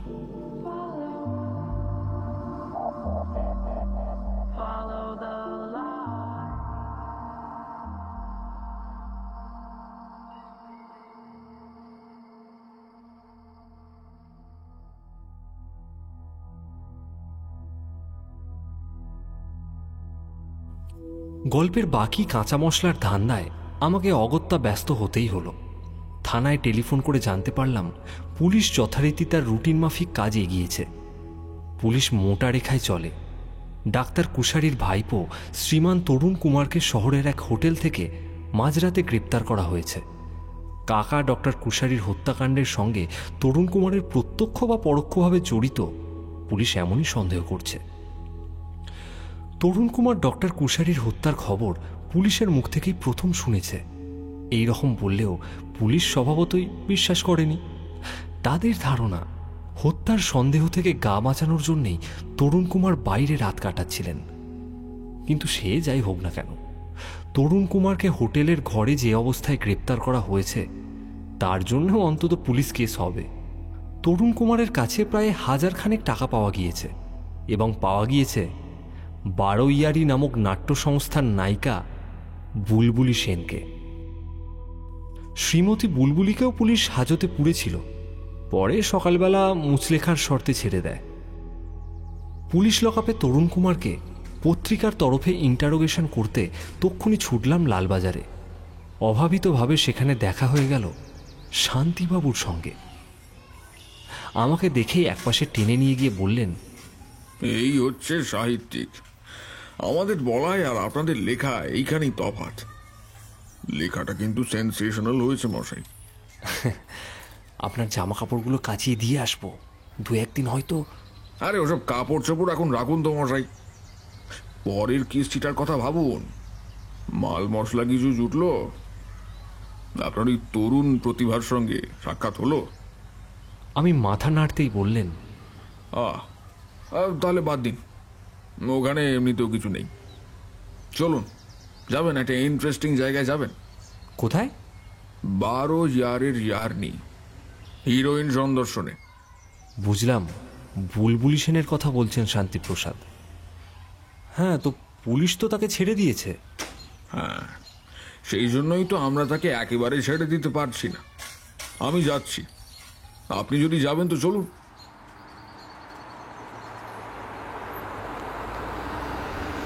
পথে যেতে যেতে আমি বললাম, আচ্ছা, আপনি কাল থানায় ওসির সামনে যে হত্যার ব্যাখ্যাটা দিলেন, কই পুলিশ তো আপনার কথা কানে নিল না? আপনি নিজেও তো পুলিশেরই লোক। পুলিশ আমার অনুমান সিদ্ধান্ত কানে নেয়নি ঠিক না, নিয়েছে, খতিয়ে দেখছে, হাতে কলমে প্রমাণ মিলিয়ে দেখছে। আসলে পুলিশি অনুশাসনের একটা যান্ত্রিক দিক আছে, তার একটা কঠোর, কঠিন, ক্রুড মেথড আছে। সেই মেথডিক্যাল কাজটাকে করতে হয়, সমস্ত স্টেজগুলোর মধ্যে দিয়ে যেতে হয়। ফলে দেশের সাধারণ লোক ভাবে পুলিশ হৃদয়হীন তো বটেই, মস্তিষ্কহীনও সেই সঙ্গে। সে কাকে ধরতে কাকে ধরে, কাকে ছুঁতে কাকে ছোঁয়। বাই দ্য ওয়ে, পকেট থেকে মুখরোচক চুরুটের খাপটা বের করে একটা চলবে কিনা ভঙ্গিতে ভুরু নাচালেন। আমি ওর হাত থেকে একটা চুরুট নিলাম। পোস্টমর্টম রিপোর্ট বা ফরেন্সিক রিপোর্টে যা পাওয়া গিয়েছে তাতে আমাদের কালকের অনুমান সত্যি। ওই স্টিলের ডান্ডা দিয়েই ডক্টরকে প্রথম কাবু করা হয়, তারপর 9টি ভাইটাল পয়েন্টে সার্জন নাইফ দিয়ে স্ট্যাব করা হয়। জামা কাপড়ের ওপর থেকেও তারা নির্ভুলভাবে টার্গেট হিট করেছিল। তবে প্রথম স্ট্যাবিং একেবারে হার্টে এবং সঙ্গে সঙ্গেই মৃত্যু ঘটে। আঘাতগুলো শায়িত এবং অনড় অবস্থায় করা হয়েছিল। মৃত্যুর সময়টা 7:30 থেকে 8:30টার মধ্যে যে কোনো সময়। মৃত্যুর ঠিক আগেই তিনি চা পান করেছিলেন, তার প্রমাণ পাওয়া গিয়েছে স্টামাক স্টাডি করে। আর হ্যাঁ, টেলিফোন রিসিভার আর দরজার হাতলে একই হাতের ছাপ পাওয়া গিয়েছে, আর সেই ছাপ ডক্টর কুশারি কিংবা তরুণ কুশারি নয়। আচ্ছা শান্তিবাবু, এই হত্যা যদি রাজনৈতিক না হয় তাহলে এর পিছনের উদ্দেশ্যটা কি বলতে পারেন? কাল বিকেলের ইংল্যান্ডখানা তো লাল কালিতে লেখার নকশাল অ্যাকশন স্কোয়াডের শাসানি চিঠি শুনলাম। আপনি আমাকে কাল কিন্তু বলেননি। বলিনি, তার কারণ এই হত্যাকাণ্ডের সঙ্গে ওর সরাসরি কোনো সম্পর্ক নেই। আপনি কিন্তু আবার ধোঁয়া ছড়াচ্ছেন। আরে না, ধোঁয়া কিছুই নয়। আমি সরাসরি সম্পর্ক নেই বলে এই বোঝাতে চাইছি যে বা যারা এই চিঠিতে ডক্টর কুশারির মুন্ডু নেবে বলে শাসিয়েছে তারা কখনোই কাল ওর গায়ে হাত দেয়নি। তবে ওই চিঠি যে হত্যাকারীকে হঠাৎ উৎসাহিত করেনি এ কথা হলফ করে বলা শক্ত, কারণ দেখা যাচ্ছে চিঠিটা তিনি আগন্তুক অর্থাৎ হত্যাকারীর সামনেই খুলে পড়েছে। তাহলে এই হত্যার আসল উদ্দেশ্য? উদ্দেশ্য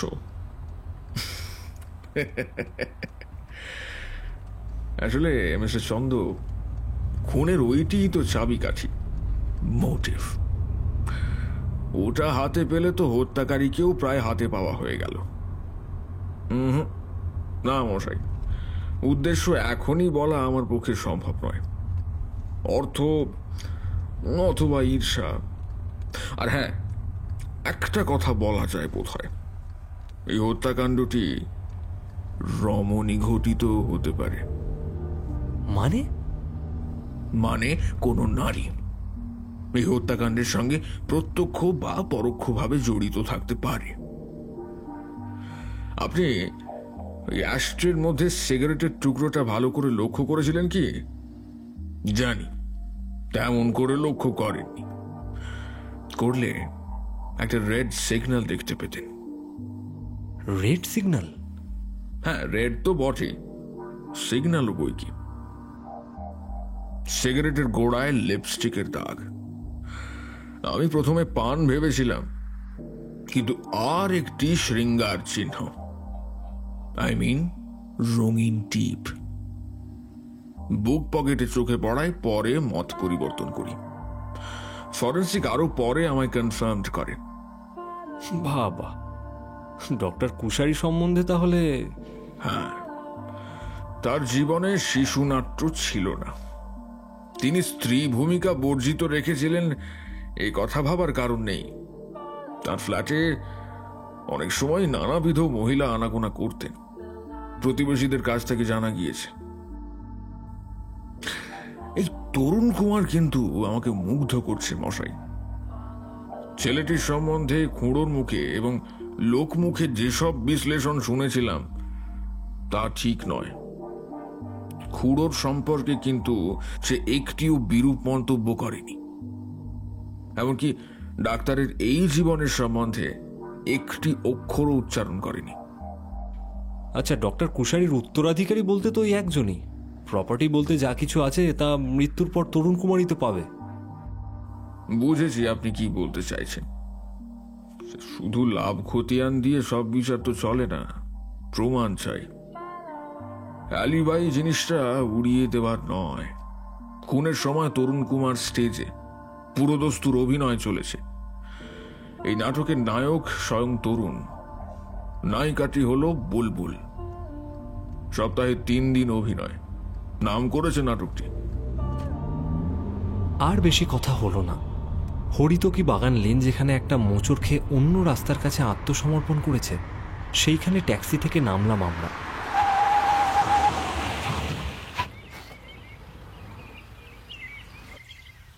ট্যাক্সি ছেড়ে দিয়ে শান্তিবাবু চোখের ইশারায় একটা দোতলা বাড়ির বিশেষ জানালা দেখালেন।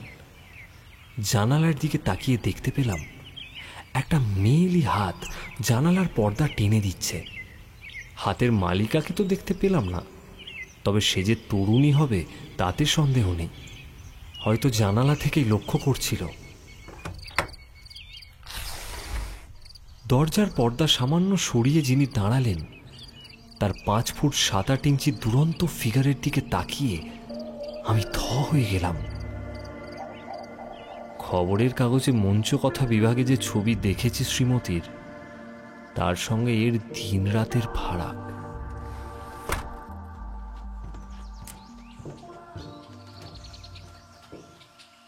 কোত্থেকে আসছেন? আগে কোন নগর থেকে, কিন্তু মানে সেটা কোনো পয়েন্ট না। আমরা এসেছি আপনার সঙ্গে। বুঝেছি, পাশের ঘরে বসুন, আমি আসছি। আপনি তাহলে কেন, পছন্দ হলো না? না না, হতেই হবে কি। পাশের দরজার পর্দা সরিয়ে আমরা একটা বৈঠকখানার সোফা সেটের ওপর বসলাম। আমাকে চোখ টিপে শান্তিবাবু কানে কানে বললেন, গ্রিন রুম বিউটি, কেমন লাগলো? আমি লজ্জা পেলাম। বুলবুলির দিকে আমি একদৃষ্টিতে তাকিয়েছিলাম, হয়তো সেইটে লক্ষ্য করেই কথাটা বলা হলো। আমি শুধু অপ্রস্তুত হাসি হাসলাম। মানে না না, তেমন কিছুই না। একটু পরে বুলবুলি এলো, একেবারে বুলবুলি পাখির মতোই রঙিন এবং স্মার্ট চেহারায়, হাতে 2 পেয়ালা চা আমাদের দুজনের হাতে তুলে দিতে দিতে বললেন, হ্যাঁ, এবার বলুন কি ব্যাপার। হ্যাঁ, তার আগে পরিচয় করিয়ে দিই। ইনি একজন নাটক লেখক, নাম বরুণ চন্দ্র, আর আমি কন্যগুণ নাট্য পরিষদের সেক্রেটারি। আমরা এসেছিলাম আপনার সঙ্গে কোনো এগ্রিমেন্ট করা যায় কিনা, কিন্তু আপনি বোধহয় বেরোচ্ছিলেন। না না, ব্যস্ত হওয়ার কিছু নেই, একটু পরেই না হয় বেরোবো, কিন্তু 12 ইয়ারের নাটক ছাড়া তো অন্য কোথাও আমি অভিনয় করার স্বাধীনতা নেই। না মানে আপনার পরিচালকের পারমিশন যদি আমরা জোগাড় করে দিই, মানে আমাদের তো একটা দিনের ব্যাপার। আপনাকে অবশ্য যথাযোগ্য সম্মান দক্ষিণাই দেব। আসলে কি জানেন, হিরোইন আমাদের ঠিকই ছিল, কিন্তু গত রাতে হঠাৎ দুমহলায় আপনার অভিনয় দেখে আমাদের দুজনেরই তাক লেগে গিয়েছে একেবারে। বিশেষ করে প্রথম 2টো সিন, মানে কথাটা শেষ না করেই গদগদ চোখে শান্তিবাবু তাকিয়ে রইলেন বুলবুলির দিকে। কিন্তু আমার মনে হলো শ্রীমতী যেন হঠাৎ নড়ে বসল, তার চোখের অ্যাপারচার ছোট হয়ে কিছু বিদ্ধ করার চেষ্টা করলো এমন মনে হলো। মুহূর্ত কয়েকের অস্বস্তি ঝাঁকিয়ে সরিয়ে দিয়ে কেমন শিথিল গলায় সে বলল, বিশেষ করে প্রথম 2টো সিনে।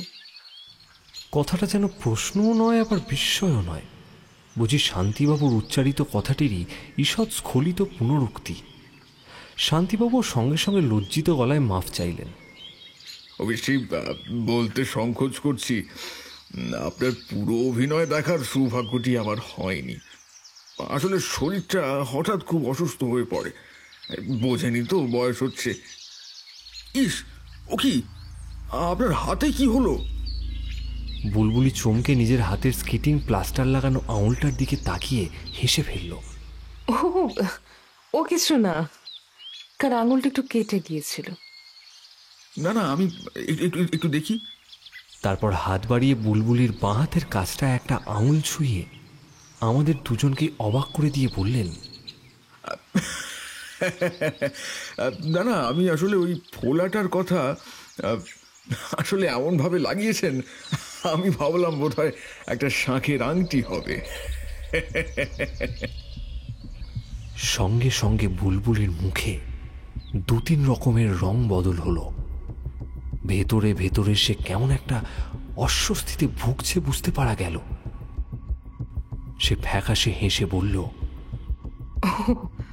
এটা ইঞ্জেকশনের দাগ, একটু আগে ওমা, আপনার শরীর খারাপ নাকি? অসুস্থ? ইস, আমরা তাহলে নিশ্চয়ই ডাক্তার বাড়ি বেরোচ্ছিলেন। হে, আসুন বরুণ মশাই, ভদ্রমহিলাকে আমরা। ব্যস্ত বাগিসের মতো উঠতে গিয়ে চায়ের কাপ ডিশ সেন্টার টেবিলের উপর উল্টে পড়তে পড়তে যদিও বা বেঁচে গেল, কিন্তু টেবিলের কিনারে রাখা শান্তিবাবুর সোনার সিগারেট কেস আর রুমালটা ধাক্কা লেগে বুলবুলি সেনের পায়ের ওপর গিয়ে পড়ল। বুলবুলি নিচু হয়ে সেটা কুড়িয়ে আবার যথাস্থানে রাখতে রাখতে বলল, আপনি বড় বেশি ব্যস্ত হন, বসুন। ও কিছু না, আমার শরীর ভালোই আছে। সামান্য একটা ইনজেকশন আমি নিজেই নিয়েছি একটু আগে। আপনার ব্যস্ত হবে না। সে কি, ইনজেকশন আপনি নিজে হাতে নিয়েছেন? হাঁ করে বিশ্বের অষ্টম বিস্ময় দেখছেন এমন মুখভাব করে বললেন, মানে চিকিৎসা শাস্ত্রেও আপনার ব্যুৎপত্তি! সত্যি মানে যত দেখছি আপনাকে অবাক হয়ে যাচ্ছি। হাত জোর করে গুণমুগ্ধ ভক্তের মতো এই প্রায় বৃদ্ধ ভদ্রলোক নমস্কার করলেন। আরে আপনার সত্যিকারের অ্যাপ্রিসিয়েশন এখনো হয়নি মিসেস সেন। আপনি স্টেজ থেকে বেরিয়ে আসুন, ফিল্ম জয়েন করুন। আপনার মতো প্রতিভা আমরা দুজনেই কিন্তু আগে দেখিনি। অত প্রশংসা আমাদের শুনতে নেই কিন্তু। তাছাড়া আপনার মতো প্রবীণ লোকের মুখ থেকে শুনলে লজ্জাই পাই। তাছাড়া প্রতিভা কিছু নয়, পেটের দায় এরকম নার্সিং শিখেছিলাম, ইনজেকশন দিয়ে হাতে করে হয়েছিল।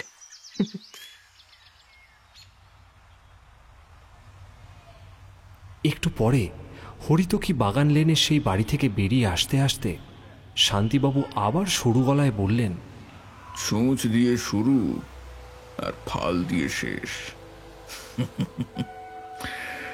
হাতে খড়ি দিয়ে শুরু হয়েছিল, হাতে কড়ি পরিয়ে তোমায় বরণ করে অন্তঃপুরে নিয়ে যাওয়া হবে। বিলম্ব বেশি নেই। আমি নিজের কানকে যেন বিশ্বাসই করতে পারলাম না। গল্পটা শেষ করার দায়িত্ব লেখক হিসেবে আমার, তাই এই হরিতকি বাগানের এপিসোডের পরেও আরও কয়েক ছত্র যোগ করতেই হলো।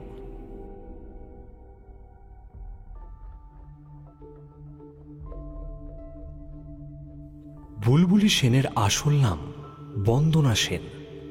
বছরখানেক আগে তখনও সে নীলরতন সরকার হাসপাতালে স্টাফ নার্স। এসেছিল কুশারির নার্সিংহোমের রোগিণী হিসাবে।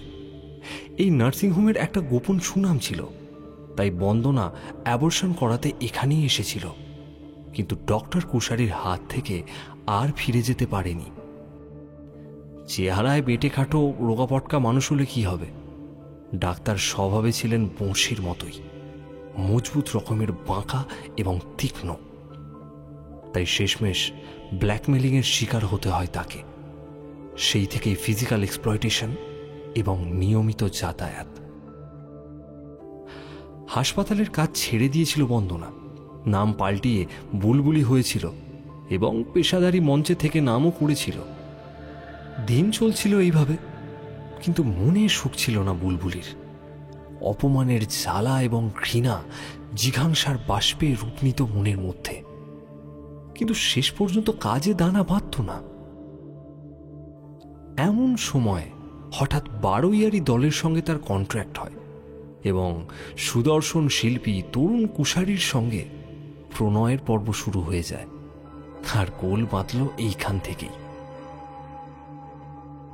বুলবুলির সঙ্গে গুপ্ত প্রণয়ের কথা জানতে পেরে গেলেন ডাক্তার, রীতিমতো শাসিয়ে দিলেন এবং অবিলম্বে বারোইয়ারির কন্ট্রাক্ট নাকচ করতে নির্দেশ দিলেন।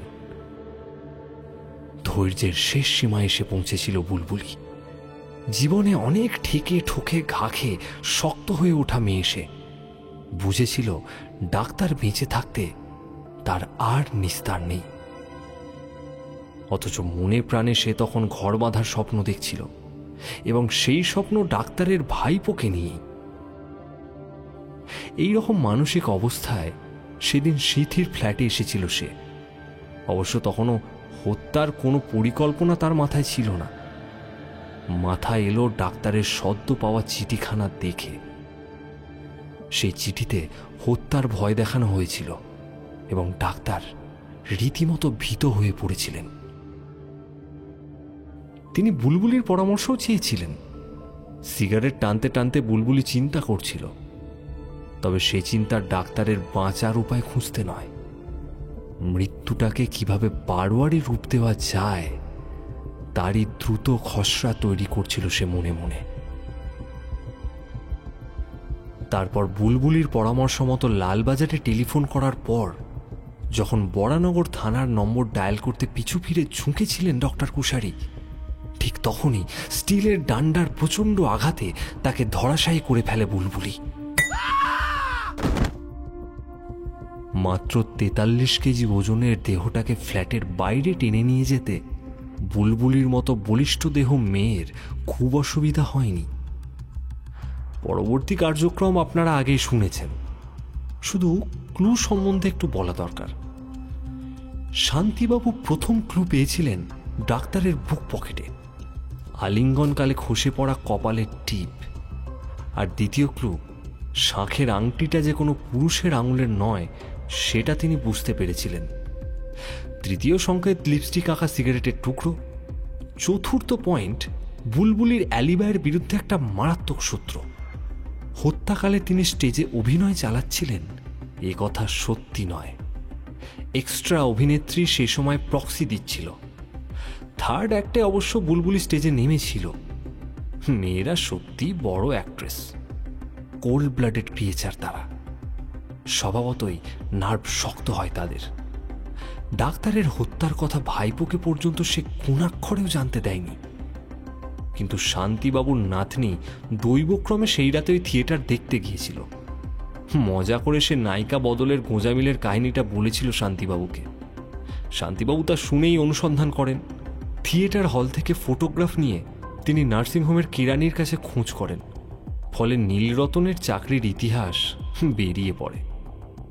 আর এভাবেই এক একটি ক্লুকে সংযুক্ত করে ডক্টর কুশারির হত্যা রহস্য সমাধান করলেন শান্তিবাবু।